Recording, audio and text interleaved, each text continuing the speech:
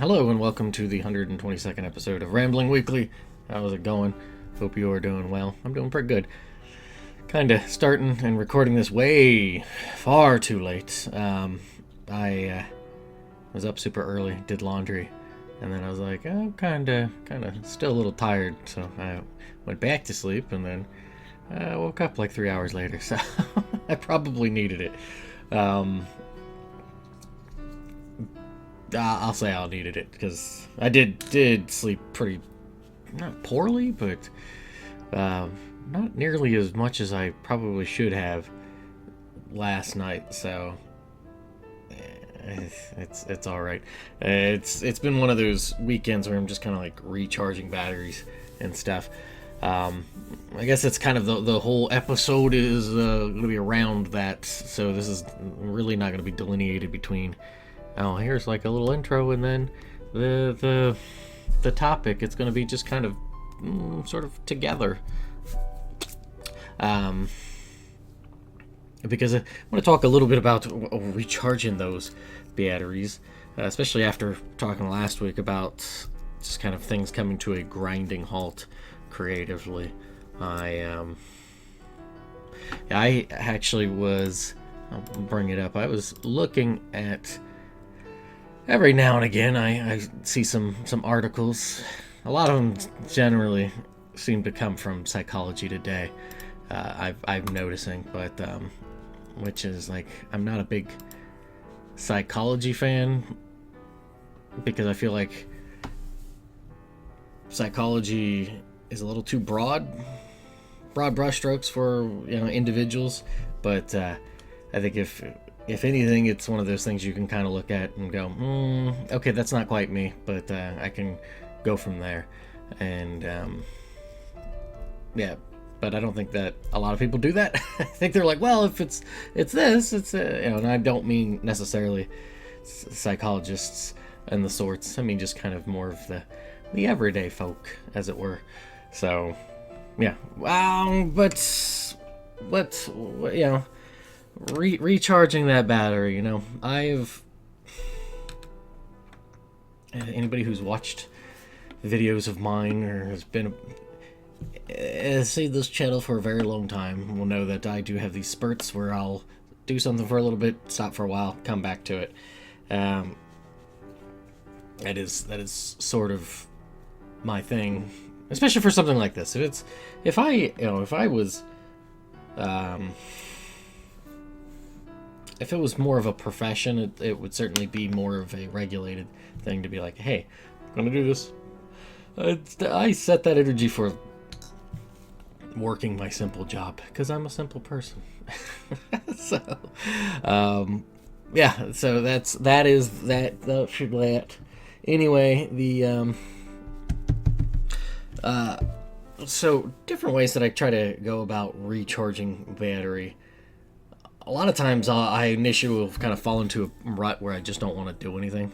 And that's probably the worst one to do, is to not do anything and just kind of, I'm just gonna kind of keep it chill and just kind of, like, I will lose days, weeks, months, years to that sort of behavior. And it is, that is probably the worst way because, I don't know, it's a backslide into just being content.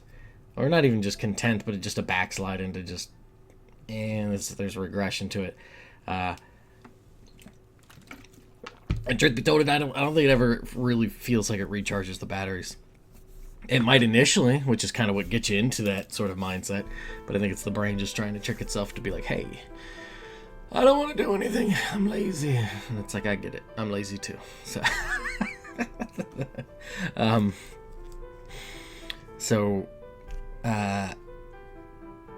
yeah, that's that. I bring all this up because last week I ended up getting the Final Fantasy Tactics Evilus Chronicles, that remaster, and Tactics is one of my favorite games. I love that game, particularly the PSP release of it, more so than anything for all of the purple prose of that script that a lot of people don't like. Maybe not a lot of people. There's a look at this. I have more pens that I can, keep my hands busy. But I'm gonna lose everything. Oh my gracious! But I really enjoy that prose and just the language of it, and I'd be lying if I didn't say there was a bit of jealousy, just because it's like I cannot write like that whatsoever. Like, it's just, I wish I could, but that is just not quite how I am. But there is an admiration and a tinge of jealousy, we'll say, that it's just like, man, I jokingly say that because it's really, when I'm reading it, I'm not thinking that way, but it is, there is certainly an admiration for it, and an appreciation that I enjoy for that.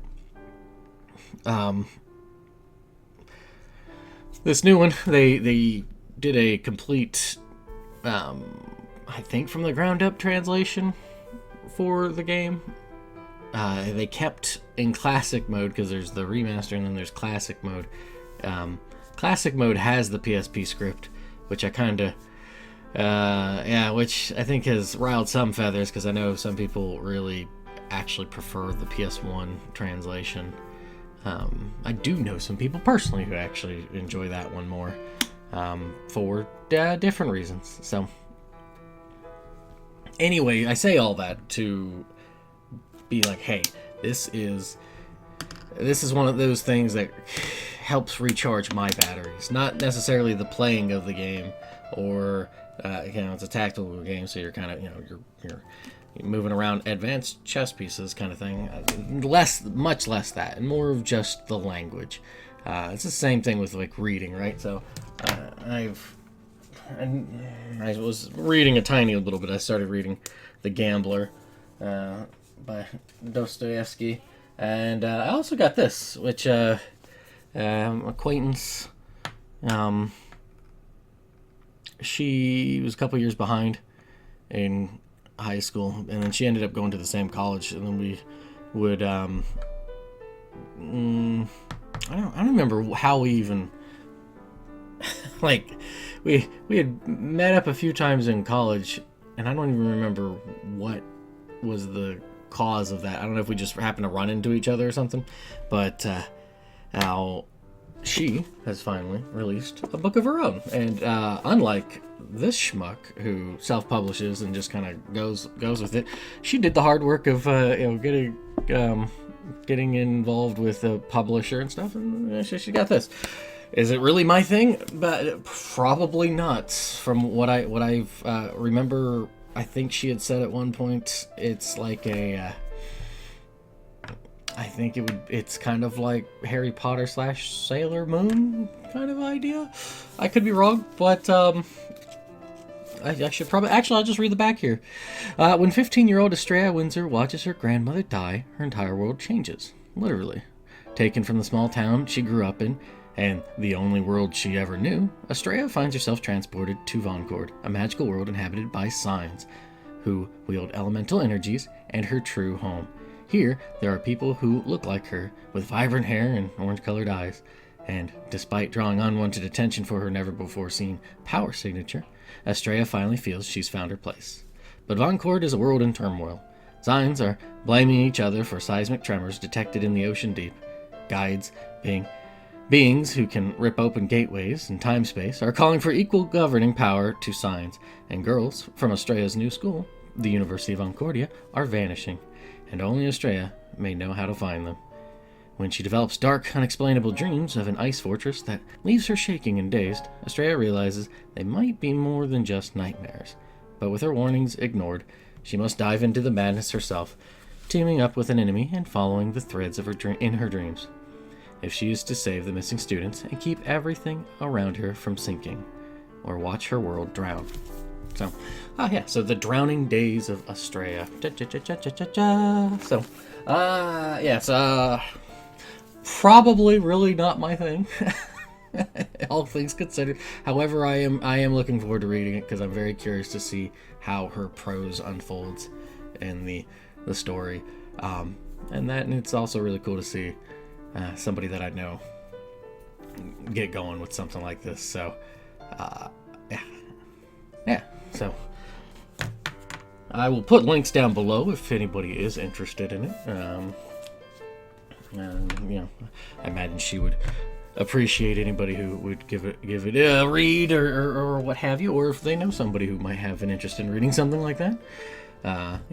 But so things like tactics, reading different books and stuff, sometimes bouncing from fiction to nonfiction, those things recharge my batteries, and I'm feeling it, not even in just the simple sense of being more energetic, but just inside, like that internal mechanism that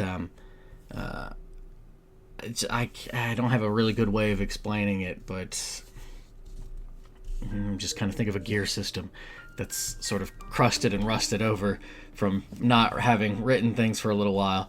You start to hear it kind of start to go again, and it's rekindling that, as Thoreau, Henry David Thoreau, I think, said, right while the fire's in you, kind of thing.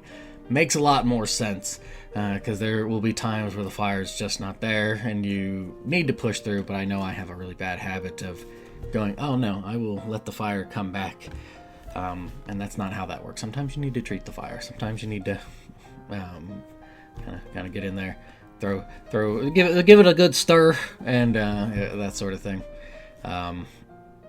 And yeah, that has been good on that. Partially, the other thing is that for a while I was DMing stuff on Thursday nights online with a few friends, and that I might be coming back to it to some degree at some point. We had some issues, and the online server, we'll just leave it at that. Online server issues.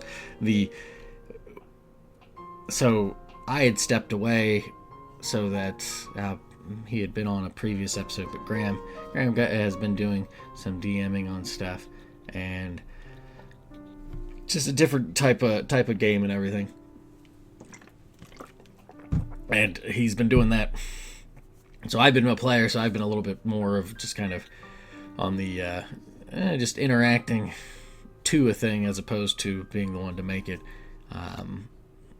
That does not recharge my batteries.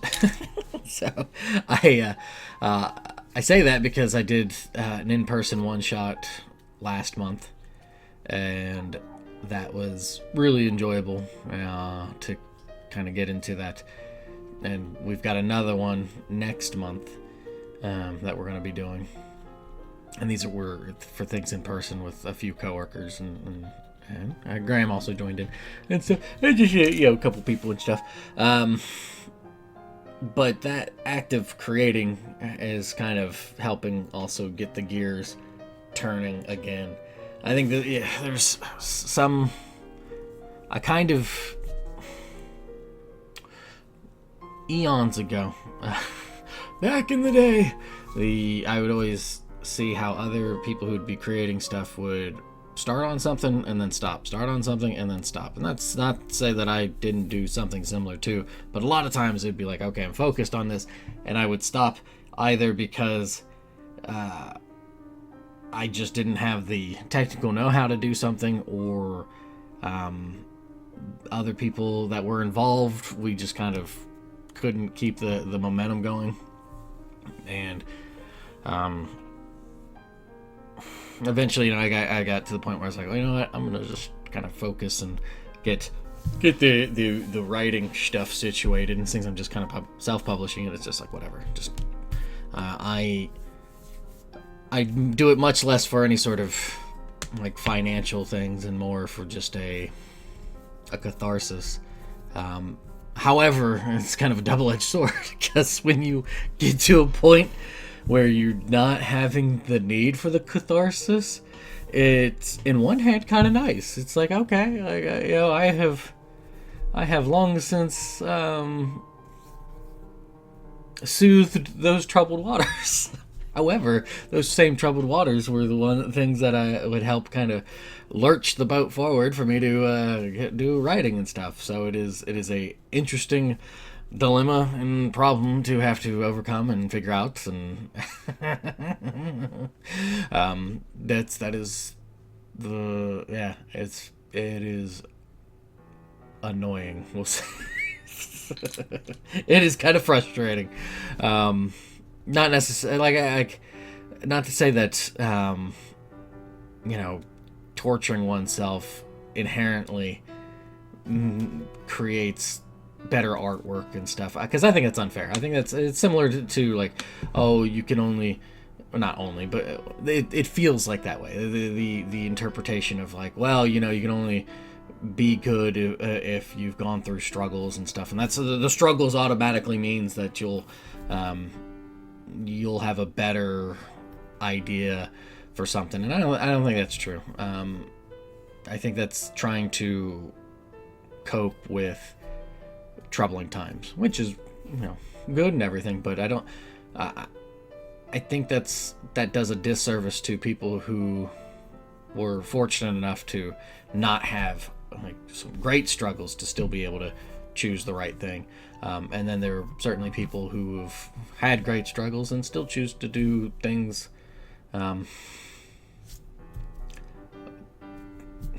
incorrectly, I guess. I mean, it's one of those things. It's like it's hard to, it's life. Life is there are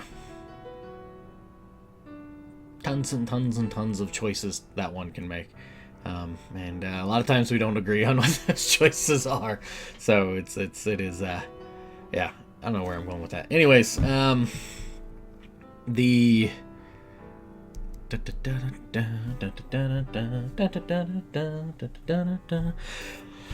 I've lost my thought. Whatever 3 thoughts I had in my brain, they've all scattered. Yeah, no, recharging. I get that. I don't even know where I was going to from that point, and I've lost that point from which I was going through there. Whatever. Back to recharging the batteries. That tactics, reading. Oh well, I guess with the something that used to work for me a lot when I would work on stuff is listening to instrumental music, but I've really hit a weird spot where I'm not listening to a lot of music. I don't know why.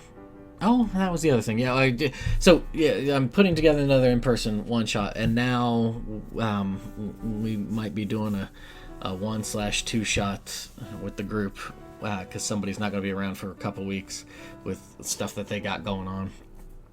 So it's I'm having to piece together, and it's getting those the gears working and stuff, and I can see why the allure, as it were, of like starting up a project, because there is that initial kind of burst of energy and stuff like that. I'd like to think I at least when I was younger, I wouldn't fall into that trouble, and just kind of focus on the one thing, because it does feel like, oh, I've got all this energy, and you just kind of pour it into that, and then it just sort of atrophies everything else. And I would be like, no. Make some notes for some of these other ideas that you want to do, but focus on the thing you're doing now. So, but because they're one shots, there's some creativity going on there, but it's not entirely overlapping with what I'm doing. So it doesn't. It's like it feels like when somebody's like a programmer, right? They're a programmer at their job. Do they really want to be home doing more programming? Maybe not. I mean, you do have some of those people who are good with that, and then there are plenty of others who are like, yeah, like I do a lot of driving for work, and I don't quite have this, but it actually has kind of kicked it in the other way, where it's like, oh, well, I like driving, so like I'm cool with just driving more kind of thing. So yeah, so so it's just different for everybody, right? Um, got that. I don't know if I really got terribly much else. I was yeah, I've got that, doing that with the whole, playing through tactics, reading some book stuff, putting together one shots and everything. And those are just ways to just kind of recharging the battery. And especially, like I said, after last week talking about things coming to a grinding halt, I guess it was good to do a follow-up to be like, hey, time out. Let us think about this for a moment. Because if there's anything I can be faulted for, it's that I like to think. I don't know. It's kind of weird because it's like anything that's not really heavily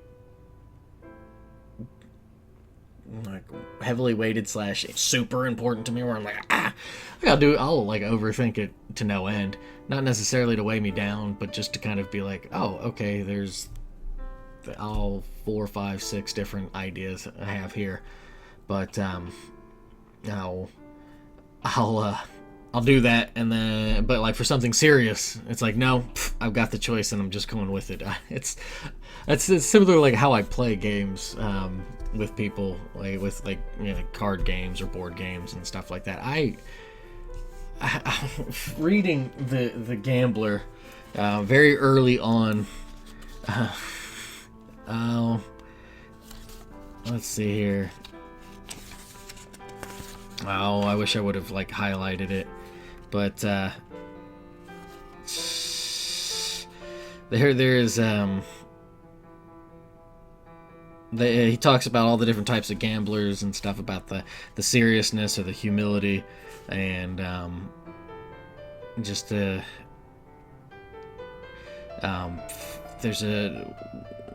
let's see here. Moreover, I had always drawn sharp distinctions between a game which is de mauvais genre, which is something in French that I totally botched because I do not speak French, of a disreputable kind, which is sharp distinctions between a game which is of a disreputable kind and a game which is permissible to a respectable person. In fact, there are 2 sorts of gambling, namely the gambling of the gentleman and the gambling of the plebs. That is, gambling for gain, the gambling of the hoi polloi,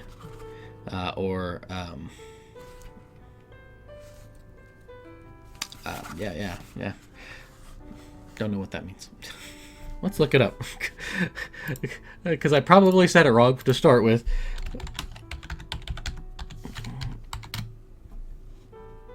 The mini. Okay. Wow, it's an English expression, and I don't know that one.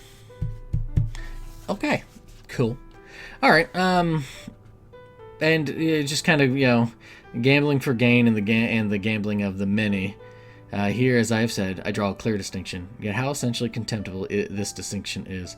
For instance, a gentleman may stake, say, 5 or 10 louis d'or, seldom more, unless he is a very rich man, when he may stake, say, 1,000 francs, but he must do this simply for the love of the game itself, simply for sport, simply in order to observe the process of winning or losing, and, above all, as a man who remains quite uninterested in the possibility of coming out a winner.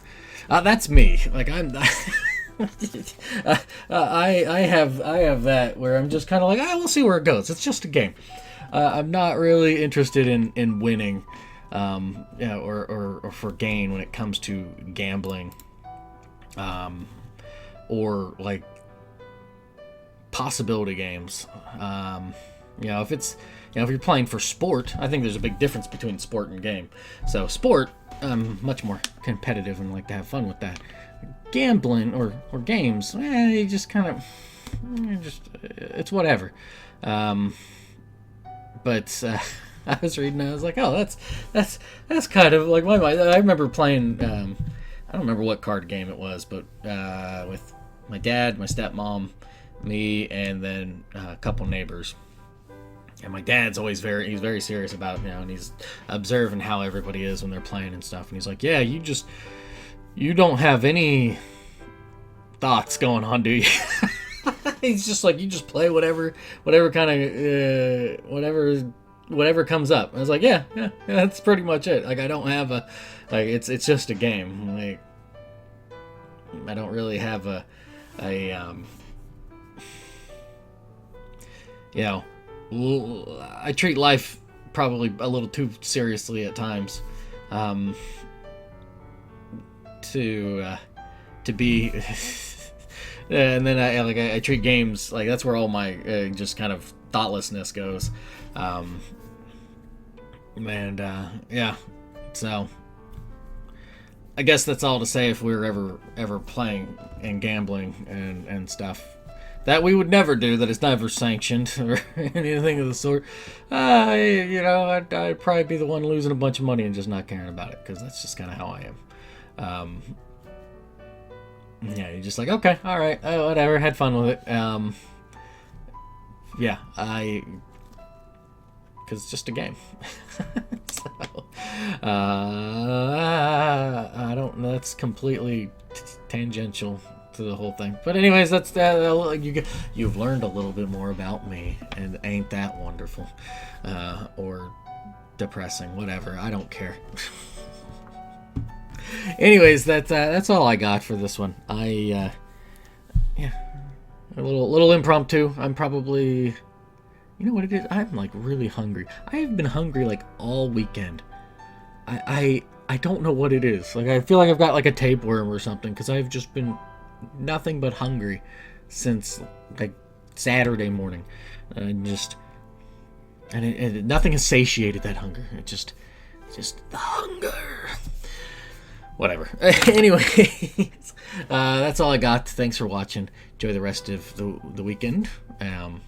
Enjoy the week to come, weeknight, weekend, and everything in between.